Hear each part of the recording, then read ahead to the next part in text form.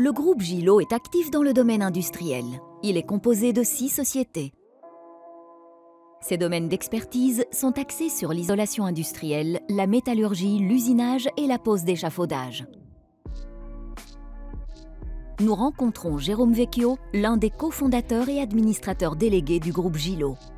Bonjour, je suis Jérôme Vecchio, je suis l'administrateur délégué du groupe Gillot. Soyez les bienvenus à Anse. On a construit le groupe en 2010 avec l'acquisition d'une toute première société dans le Hainaut à Manage qui s'appelle Euroisolation. Et puis en 2015, on a racheté Isothermic, les ateliers Delmotte ici où on se trouve à Anse, Metal Forming, Isopro, et il y a quelques mois, nous avons racheté une société à Bruges en Flandre. Situés à Anse, en région liégeoise, les ateliers Delmotte sont spécialisés dans le travail du métal. Les ateliers Delmotte, ils sont spécialisés dans la presse hydraulique.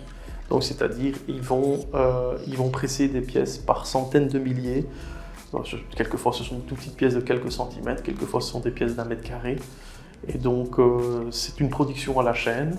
Et on ne travaille que l'acier, donc l'acier carbone et l'acier inoxydable.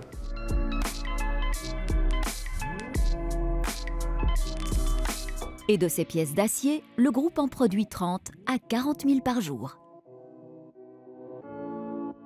Nous fournissons qu'une partie d'une pièce usinée, mais ça part assez souvent pour l'aéronautique, pour l'armement, pour l'agroalimentaire et aussi pour le pharma.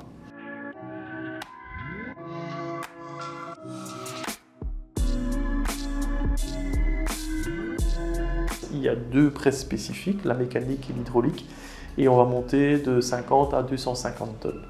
Et donc on pourra couper jusque du 20 mm sur des pièces métalliques en acier carbone ou en acier inox.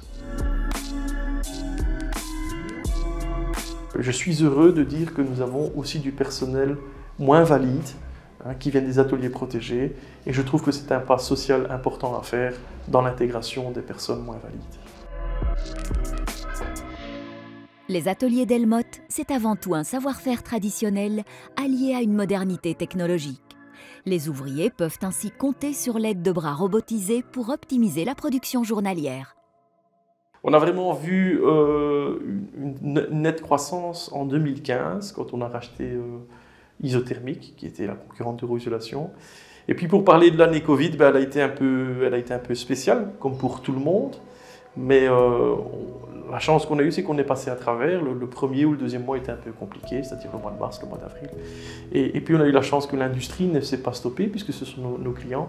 Et fort heureusement, on est passé à travers. Donc on n'a pas fait un chiffre d'affaires extraordinaire, mais malgré tout, on n'a pas perdu d'emploi, on n'a pas perdu de clients, donc c'est une bonne nouvelle.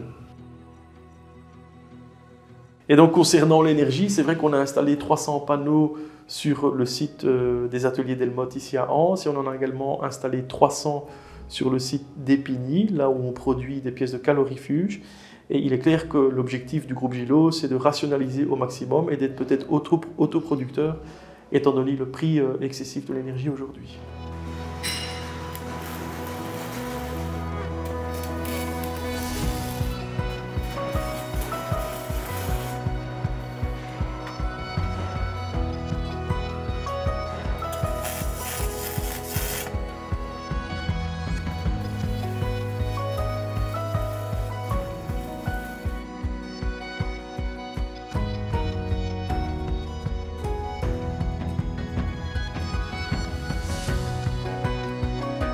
Concernant nos engagements climatiques, nous souhaitons travailler sur le reverse métallurgie, c'est-à-dire que je voudrais récupérer mes déchets métalliques et pouvoir les fondre et les relancer dans le process de production.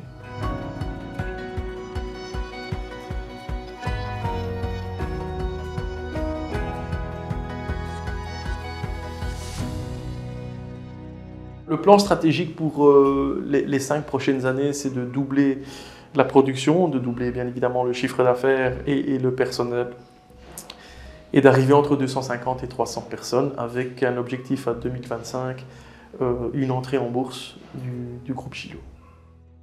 Nous l'avons vu, Gillot, c'est un savoir-faire wallon depuis plus de 10 ans déjà. Un fleuron de la métallurgie en plein développement.